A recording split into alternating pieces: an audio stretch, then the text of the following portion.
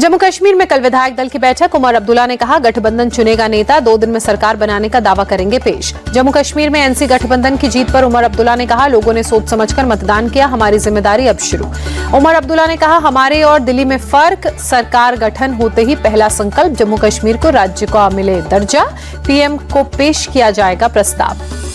उमर अब्दुल्ला ने बीजेपी पर निशाना साधा, कहा बीजेपी की राजनीति को स्वीकार नहीं करेंगे, बीजेपी के सिद्धांत प्रतिद्वंदिता जारी रहेगी, लेकिन केंद्र सरकार से करेंगे समन्वय।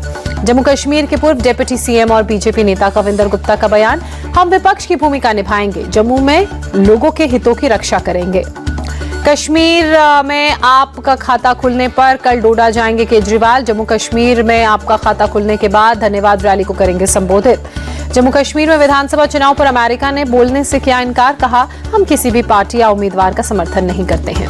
12 अक्टूबर को विजयदशमी के दिन नायब सिंह सैनी ले सकते हैं हरियाणा के मुख्यमंत्री पद की शपथ। हरियाणा बीजेपी प्रदेश अध्यक्ष मोहनलाल बडौली के साथ पीएम से मिले नायब सिंह सैनी। हरियाणा में बीजेपी की जीत पर गदगद पीएम मोदी, कहा हरियाणा में सुशासन की राजनीति की जीत हुई, हरियाणा के लोगों ने कमल कमल कर दिया।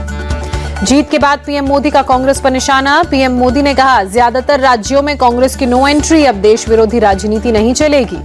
पीएम मोदी का आरोप, देश के खिलाफ अंतर्राष्ट्रीय साजिश हो रही है और इसमें कांग्रेस के लोग भी शामिल हैं। पीएम मोदी ने कहा हरियाणा में झूठ की घुट्टी पर विकास की गारंटी की जीत हुई। पीएम मोदी ने कहा हरियाणा के जनादेश की गूंज दूर दूर तक जाएगी, पहली बार किसी सरकार को तीसरा मौका मिला। जम्मू कश्मीर में बीजेपी के प्रदर्शन पर भी पीएम नरेंद्र मोदी ने बोला, कर्फ्यू और अलगाववाद के कालखंड से बाहर निकल रहा है प्रदेश। बीजेपी अध्यक्ष जेपी नड्डा का कांग्रेस पर अटैक, कांग्रेस के झूठ को हरियाणा की जनता ने नकारा, पीएम मोदी के नेतृत्व पर विश्वास जताया। जेपी नड्डा ने कहा पीएम मोदी ने देश की राजनीति की रिवायत बदली, परिवार और भ्रष्टाचार पर लगाम लगाई। जेपी नड्डा का आम आदमी पार्टी पर अटैक, कहा हरियाणा में 90 की 90 सीटों पर इनकी जमानत जब्त हो गई। दिल्ली बीजेपी हेडक्वार्टर में हरियाणा जीत का जश्न, जेपी नड्डा ने पीएम मोदी का स्वागत किया, हरियाणा की जीत हमारी, अब झारखंड, दिल्ली और महाराष्ट्र की बारी का लगा नारा।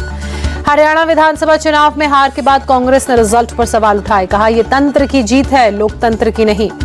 दिल्ली से लेकर चंडीगढ़ तक कांग्रेस खेमों में मायूसी नजर आई। दिल्ली कांग्रेस मुख्यालय में जश्न के लिए बुलाया गया ढोल वापस लौटा दिया गया। रोहतक में भी जश्न के लिए बुलाए गए बग्घी और रथ को वापस लौटाना पड़ा, लोगों ने मजाक उड़ाते हुए वीडियो बनाए। महाराष्ट्र कांग्रेस चीफ नाना पटोले ईवीएम पर उठाए सवाल, कहा बीजेपी नेताओं के बयान से लगता है दाल में कुछ काला है। हरियाणा चुनाव नतीजों पर कुमारी शैलजा ने कहा ऐसे रिजल्ट की उम्मीद नहीं थी, सभी कार्यकर्ताओं ने जमीन पर कड़ी मेहनत की।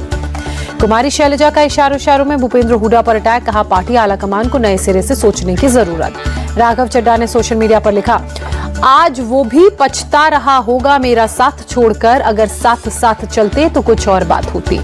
हरियाणा चुनाव के नतीजों के बाद केंद्रीय मंत्री और हरियाणा के पूर्व मुख्यमंत्री मनोहर लाल खट्टर का बयान, पीएम मोदी के नेतृत्व में बीजेपी का काम लोगों को पसंद आ रहा है, साइलेंट वोटर्स ने भी निभाई है प्रमुख भूमिका। उत्तर प्रदेश के सीएम योगी आदित्यनाथ का बयान, डबल इंजन की सरकार पर जनता ने फिर से लगाई मुहर। बिहार डिप्टी सीएम बंगला विवाद पर हमलावर हुए तेजस्वी यादव, कहा बीजेपी मेरी इमेज खराब करना चाह रही है। नेता प्रतिपक्ष तेजस्वी यादव ने चोरी के आरोप पर कहा, हिम्मत है तो ईडी सीबीआई लगाओ और प्रमाण दो, नहीं तो सभी को कोर्ट ले जाएंगे। दिल्ली दौरे पर आंध्र प्रदेश सीएम चंद्रबाबू नायडू, केंद्रीय मंत्री नितिन गडकरी से की मुलाकात। 11-12 अक्टूबर को सिक्किम का दौरा करेंगे रक्षा मंत्री राजनाथ सिंह, 17 माउंट डिव के साथ मनाएंगे दशहरा। 10 अक्टूबर से 2 दिन के लाओस दौरे पर रहेंगे प्रधानमंत्री मोदी, 21वें आसियान भारत शिखर सम्मेलन में लेंगे हिस्सा। दिल्ली में एस जयशंकर ने अर्जेंटीना की विदेश मंत्री से मुलाकात की, कई द्विपक्षीय मुद्दों पर चर्चा। दिल्ली में 7वीं भारत अर्जेंटीना संयुक्त आयोग की बैठक, विदेश मंत्री डॉक्टर एस जयशंकर हुए शामिल। आईएमए ने केंद्रीय स्वास्थ्य मंत्री जेपी नड्डा को चिट्ठी लिखी, नीट पीजी 2024 काउंसलिंग प्रक्रिया समय पर कराने की अपील की। इंडियन एयरफोर्स की 92वीं एनिवर्सरी, तांबरम स्टेशन पर एयरफोर्स ने दिखाया दमखम। आरबीआई ने रेपो रेट में नहीं किया कोई बदलाव, आरबीआई गवर्नर शक्तिकांत दास ने ऐलान किया 6.5% पर बरकरार रहेगा रेपो रेट। आरबीआई ने लगातार 10वीं बार नहीं बदला रेपो रेट में बदलाव नहीं होने से महंगी ईएमआई से नहीं मिलेगी राहत। अभिनेता एजाज खान की मुश्किलें बढ़ सकती हैं, कस्टम डिपार्टमेंट के अधिकारियों ने मुंबई में अंधेरी में एजाज के ऑफिस पर सर्च की। एजाज खान का एक स्टाफ एनडीपीएस एक्ट के तहत गिरफ्तार, यूरोप से मंगाया था 100 ग्राम एमडी। ऐसे ही मामले में पहले भी हो चुकी है एजाज खान की गिरफ्तारी। प्रयागराज के त्रिवेणी संगम पर साइबेरियन पक्षियों का जमावड़ा, पर्यटकों को आकर्षित कर रहे हैं साइबेरियन पक्षी। शारदीय नवरात्र का 7वां दिन आज दिल्ली के प्रसिद्ध छतरपुर मंदिर में की गई मां की आरती। नवदुर्गा के 7वें दिन मां दुर्गा की प्रतिमा के खुले पट। जबलपुर में सुनहराई नुनहाई वाली दुर्गा मां के मंदिर में दर्शन और पूजा अर्चना के लिए पहुंचे हैं श्रद्धालु। अयोध्या में मां पाटेश्वरी देवी माता मंदिर में श्रद्धालु पहुंचे, नवरात्र के 7वें दिन कर रहे हैं पूजा अर्चना। अयोध्या के बड़ी देवकाली देवी मंदिर में पूजा और हवन, नवरात्रि के 7वें दिन मां कालरात्रि की पूजा। उत्तर प्रदेश के मिर्जापुर के मां विंध्यवासिनी देवी मंदिर में भक्त उमड़े, नवरात्र के 7वें दिन माता की पूजा अर्चना की। असम के गुवाहाटी में कामाख्या देवी मंदिर में भक्तों की भीड़ उमड़ी, नवरात्र के 7वें दिन कर रहे हैं पूजा अर्चना। आंध्र प्रदेश के विजयवाड़ा में कनक दुर्गा मंदिर में भक्तों की भीड़, नवरात्र के 7वें दिन कनक दुर्गा की देवी सरस्वती के रूप में सजाने की परंपरा। अहमदाबाद में नवरात्र उत्सव के दौरान सोनू निगम ने बांधा समा, सोनू निगम की गायकी से झूमे लोग। इंदौर में गरबा में शामिल हुए मध्य प्रदेश के राज्यपाल मंगू भाई पटेल, लोगों के साथ डांडिया और गरबा खेला।